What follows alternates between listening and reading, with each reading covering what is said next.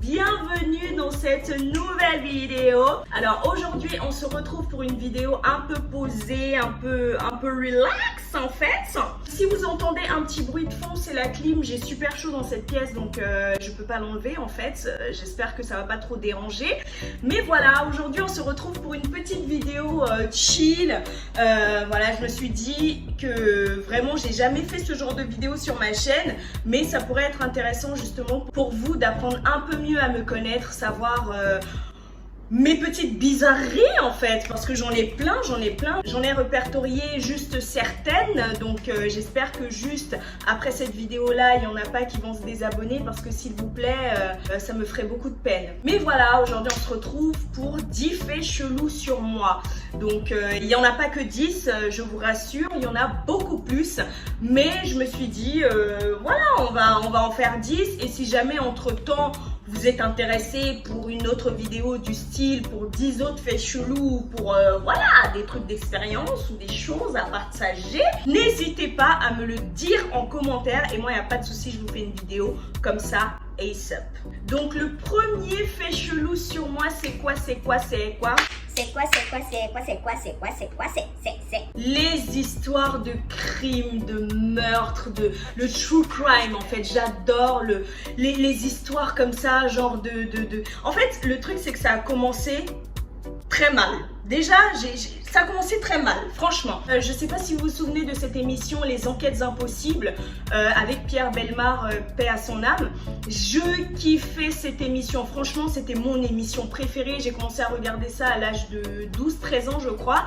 Et par la suite en fait ça a comme déclenché chez moi une envie d'en savoir vraiment un peu plus, genre sur les profils des tueurs et tout, comment est-ce qu'on devient un tueur, dans quel genre de famille ça se passe généralement, pour pouvoir vraiment comprendre le profil psychologique des tueurs en série et tout ça. Franchement ça m'a trop intéressée et du coup mes vidéos préférées sur YouTube c'est vraiment ça, c'est les vidéos criminelles de true crime, les enquêtes impossibles, les enquêtes sur les meurtres et tout ça. D'ailleurs si vous avez un petit moment et que vous ne la connaissez pas, allez faire un tour sur la chaîne de Victoria Charlton. Vraiment, je pense pas du tout qu'elle passera sur ma chaîne, mais Victoria, si tu passes sur ma chaîne un jour, sache que je te surkiffe, franchement. J'adore ta façon de raconter tes histoires, tout ça, c'est ma youtubeuse préférée. Donc, si vous pouvez aussi aller lui donner de la force, ce serait bien si vous aimez ce genre de contenu-là. Ce que j'aime regarder aussi quand je suis stressée, ce qui me détend, mais grave, c'est ça!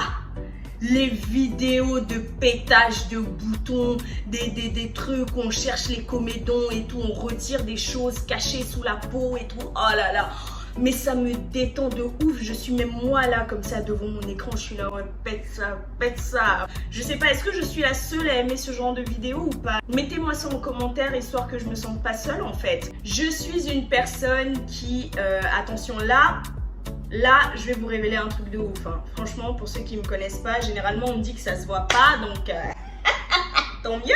Je suis une personne qui a un certain manque de confiance en elle sur certains points, donc j'ai besoin qu'on me valorise. En fait, j'ai besoin que les personnes les plus proches de moi me valorisent. J'ai énormément besoin que ma mère me valorise. Genre, j'ai besoin qu'elle me dise à chaque fois, oui, mais t'es la meilleure et tout. Et ce qui est bien avec ma mère, maman, si tu passes par là, je te fais un gros bisou et je te remercie par la même occasion. Ce qui est bien avec ma mère, c'est que j'ai pas besoin de lui demander de la forcer et tout parce qu'elle-même, elle aime me valoriser. Donc, du coup, ça me donne vraiment énormément confiance en moi. Elle est toujours là pour moi par rapport à ça.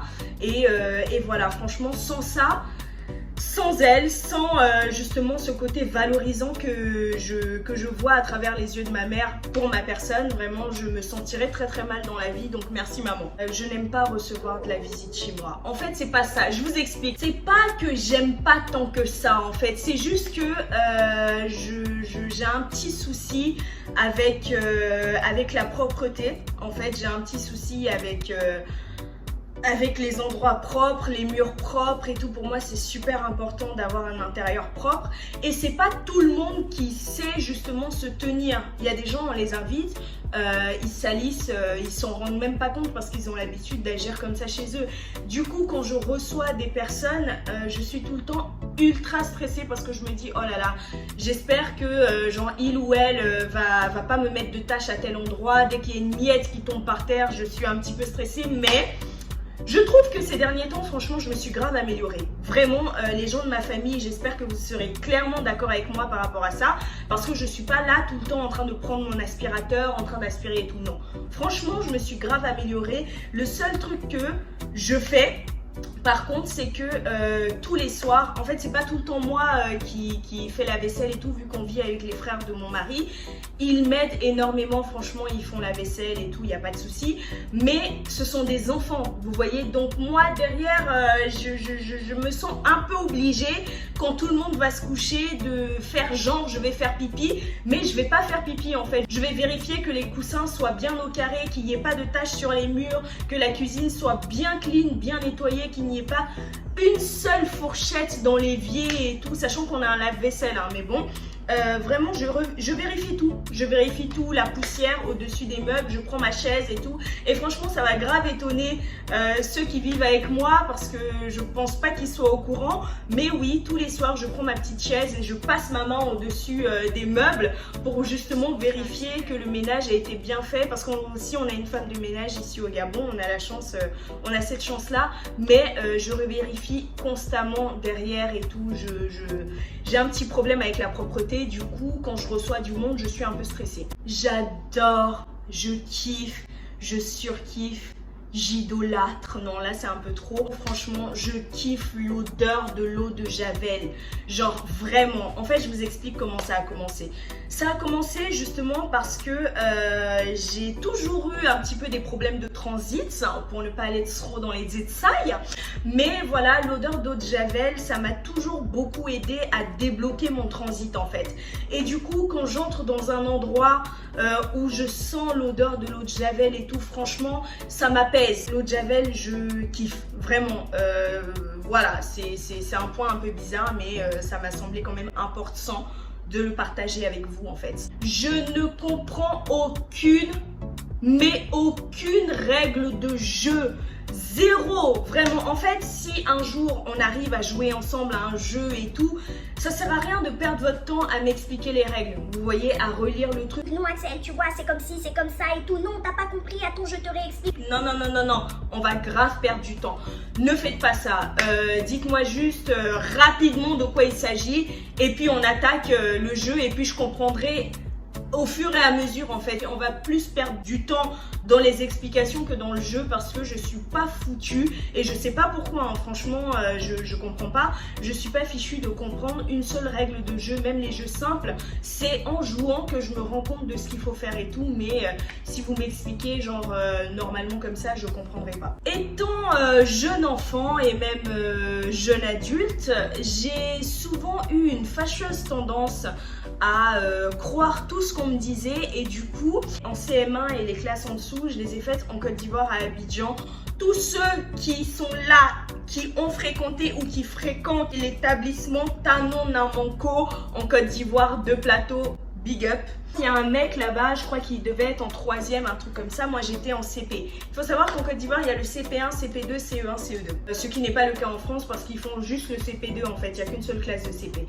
Donc moi, j'étais en CP2 et je passais en CE1. Et j'étais super contente. J'étais là, oui, je passe en CE1, je suis super contente et tout. Et en attendant que les parents viennent nous chercher, en fait, il y a souvent un petit groupe d'élèves qui est là et tout. Et il y a l'un des jeunes hommes de ce groupe qui m'a dit: mais tu sais pas qu'à la fin de ton collège ou de ton lycée, ils vont te refaire passer le CP2 et tout, parce que en fait le CP2 c'est une classe qu'on est obligé de faire 2 fois au moins dans sa vie, donc t'es obligé en fait de repasser par là. Et il faut savoir que votre petite youtubeuse Axibi y a vraiment cru, et ça jusqu'à l'entrée du lycée. Je vous dis, j'y ai cru jusqu'à l'entrée du lycée. En 3e, je me souviens que j'y croyais encore, sauf que je n'en parlais pas. Mais au fond de moi, je me disais, ça y est, ils vont venir me sous, ils vont venir me soulever en mode: hé, ton 2e CP2 là, il semblerait que tu l'aies pas fait. Allez, hein, papa, tu prends tes affaires de 3e, tu nous suis et puis c'est par là quoi. Et du coup, ça m'a fait tellement peur qu'ils me disent ça que jusqu'en 3e, j'y ai cru. J'ai très peur de tout ce qui est insectes et animaux. Les seuls animaux dont j'ai pas peur, c'est les chiens. Enfin, Les seuls animaux dont j'ai pas peur, ce sont mes chiens, parce que eux, je les connais. Les chiens des autres, les autres chiens, je les connais pas. Je sais pas comment ils pourraient réagir, donc j'évite de m'approcher et tout. Mais bon, je vais pas péter une crise parce qu'il y a un chien qui m'approche, vous voyez. Les animaux et les insectes qui me font le plus peur, mais le plus peur, genre je les vois, je suis comme ça. Numéro 1, les mouches. Les mouches, j'ai toujours eu peur des mouches, même quand je vivais en Afrique, en Côte d'Ivoire. J'ai toujours eu peur des mouches, genre. Je me souviens, j'allais même chez une cousine qui, chez elle, il y avait beaucoup de mouches et tout en Côte d'Ivoire. Je passais toutes mes journées dans la chambre en fait, même si c'était les vacances, j'étais toutes mes journées dans la chambre parce que justement je voulais même pas qu'une seule mouche, ne serait-ce que mes fleurs, parce que franchement le dégoût que j'ai des mouches c'est juste horrible en fait. Je peux pas, les mouches je peux pas. Les chats, mais vraiment les chats, je ne peux pouer en fait. Si ma copine Oumou passe par là, elle pourra vous confirmer dans les commentaires qu'un jour, il me semble que ça fait déjà, ça fait plusieurs années, ça doit faire peut-être 4-5 ans, on était en train de marcher dans la rue et tout, il y avait un chat qui est sorti de nulle part, je l'ai poussé vers le chat, mais quand je vous dis je l'ai poussé, la pauvre, je crois qu'elle a failli tomber, je l'ai poussé, j'ai commencé à galoper dans la rue avec mes talons et tout, j'étais en train de me tordre les chevilles, genre caca, mais rien à foutre, franchement, les chats c'est ma hantise en fait, je leur fais pas confiance, ils sont sournois, vraiment très sournois, ils sont profiteurs. Et ils en ont rien à foutre de ta gueule en fait, parce qu'ils sont très solo, ils sont solitaires et moi je leur fais pas confiance en fait du tout. Je n'aime pas les massages, voilà, je n'aime pas les massages du tout. En fait le truc c'est que je n'aime pas qu'on me touche à la base et le fait qu'une personne que je ne connais pas vienne me toucher, ça me rend super mal à l'aise. Franchement, je supporte pas qu'on me touche. Pendant qu'il y a grave des personnes qui sont super tactiles et tout, mais moi, ça dépend de avec qui, vous voyez, mais quand on vient me toucher, genre le bras un petit peu comme ça, je vais pas faire... Ah, lâche-moi! Non, je vais pas faire ça. Mais voilà, je n'apprécie pas trop qu'on me touche et tout. Donc les massages, les petites papouilles et tout...